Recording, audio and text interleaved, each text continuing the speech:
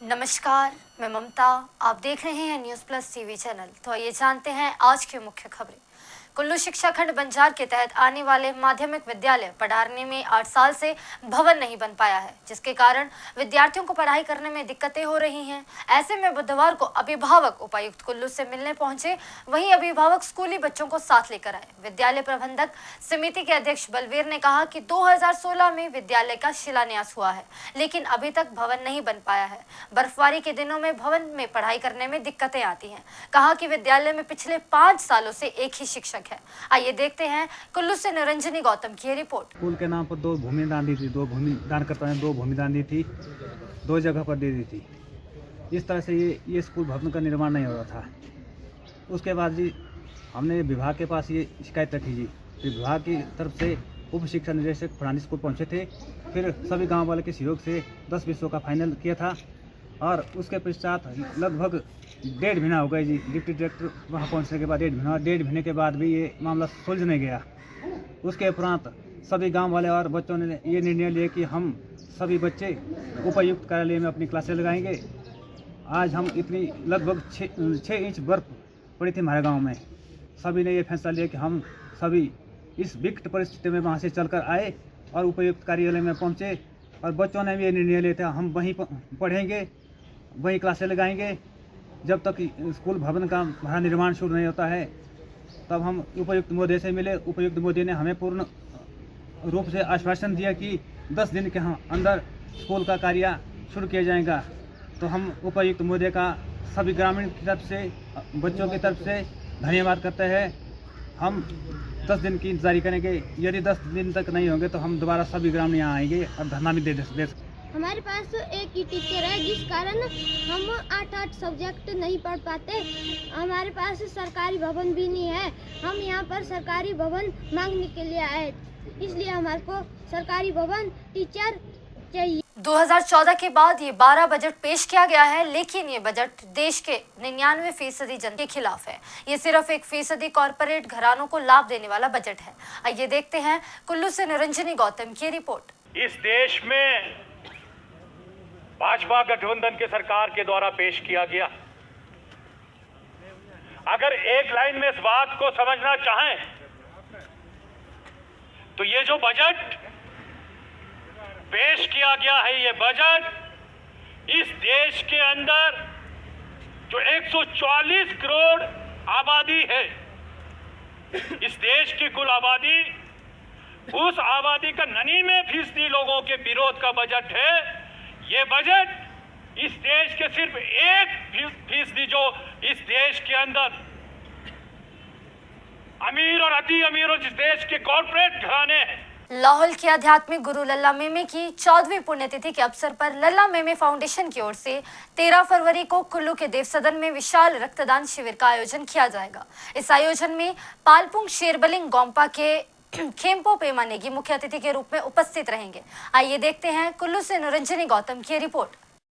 हर वर्ष की भांति अपनी 14वीं जो है पुण्यतिथि का मनाने जा रही है और इस अवसर पर हमारे बीच में हमारे शेरबलिंग गोम्पा के खेम्पो पेमा नेगी जी इस कार्यक्रम के मुख्य अतिथि रहेंगे और इस 15 फरवरी के दिन जो है बहुत से हवन के साथ साथ और जो अमृत पानी का भी इस पर कार्यक्रम रहेगा और विभिन्न हमारे जो लल्ला मेमे फाउंडेशन के कीर्तन मंडली के सचिवों द्वारा भी इसमें जो है कीर्तन और भजनों का भी इसमें कार्यक्रम रहेगा और साथ ही साथ जो उन महान विभूतियों को भी हम लोग सम्मानित करने जा रहे हैं जिन्होंने समाज के अंदर अपनी विशेष भूमिका निभाई है।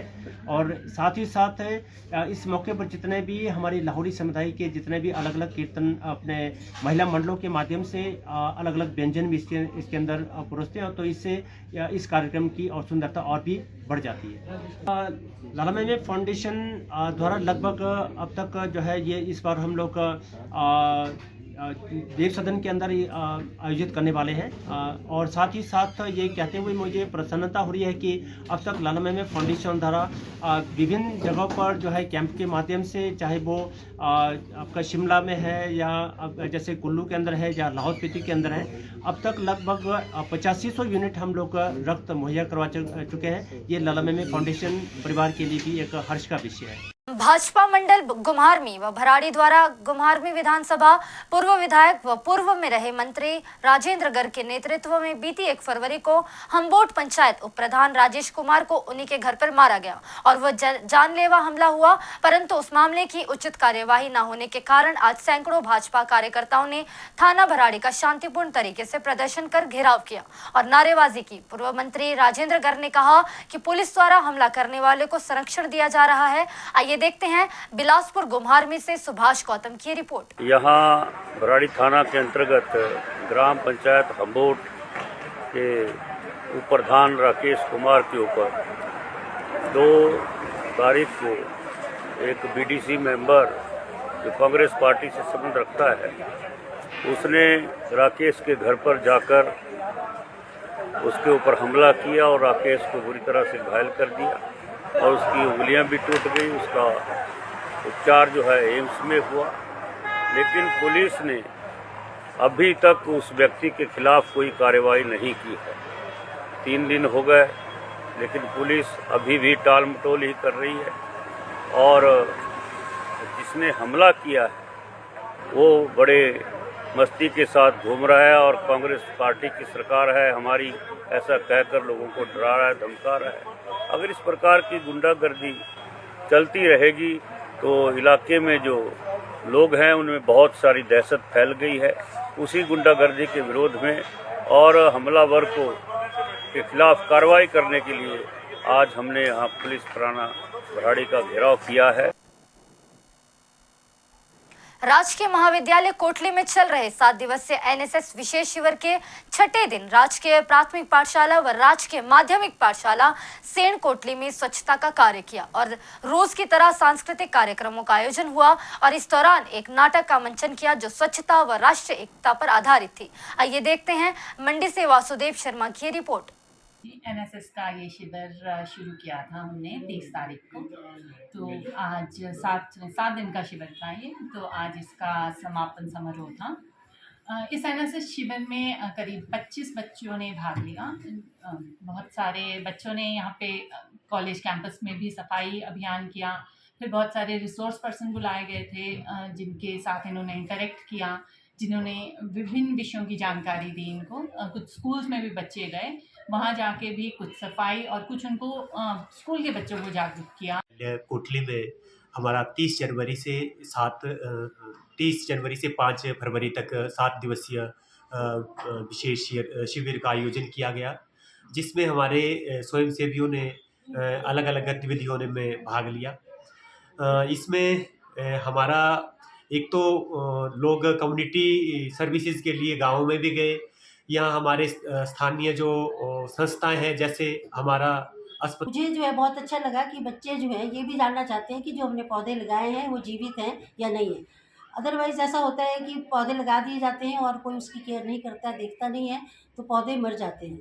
तो ये भी बहुत अच्छा लगा। और जहाँ तक स्वच्छता की बात है, बच्चे हॉस्पिटल में गए तो हॉस्पिटल में जाकर और यहाँ पे सारे शहर में उन्होंने सफाई की, लोगों को जागरूक किया, रोड सेफ्टी के लिए जागरूक किया। गुम्हारमी शहर में स्थित एक निजी अस्पताल में डॉक्टर ने 33 वर्षीय युवक के पेट से ऑपरेशन के जरिए 300 रुपए के 33 सिक्के बाहर निकाले हैं। इनका वजन 247 ग्राम पाया गया। पेट दर्द की शिकायत के चलते परिजन युवक को अस्पताल में 31 जनवरी को लाए गए थे। और आइए देखते हैं गुम्हारमी से सुभाष गौतम की रिपोर्ट। मेरा नाम डॉक्टर अंकुश है। मुझे आपको बताते हुए बहुत खुशी हो रही है कि हमने रेनबो हॉस्पिटल गुम्हारवी में आज एक सक्सेसफुल ऑपरेशन किया। एक मरीज़ जो कि साइज़ोफ्रेनिया का शिकार है, वो पेशेंट हमारे पास 2 दिन पहले आया। उसने 33 सिक्के खाए थे, कुछ 2-2 के थे, कुछ 10 के, काफ़ी ज़्यादातर 10 के थे और एक 20 का सिक्का था। हमने बड़ा ही सक्सेसफुली उस सिक्कों को पेट से ऑपरेशन करके निकाल दिया है और हमारा मरीज़ पोस्ट ऑप में बिल्कुल ठीक है। हिमाचल प्रदेश स्विमिंग एसोसिएशन के प्रदेश महासचिव एवं उत्तराखंड में आयोजित नेशनल गेम्स में हिमाचल प्रदेश स्विमिंग टीम के वरिष्ठ कोच एवं टीम मैनेजर ईशान अख्तर ने बताया कि उत्तराखंड में हल्द्वानी में आयोजित 38वें नेशनल गेम्स 2025 में हिमाचल के विभिन्न जिलों से संबंधित भूषण ठाकुर, नेहा चौहान ने नेशनल गेम्स उत्तराखंड में स्विमिंग चैंपियनशिप में बेहतर प्रदर्शन किया।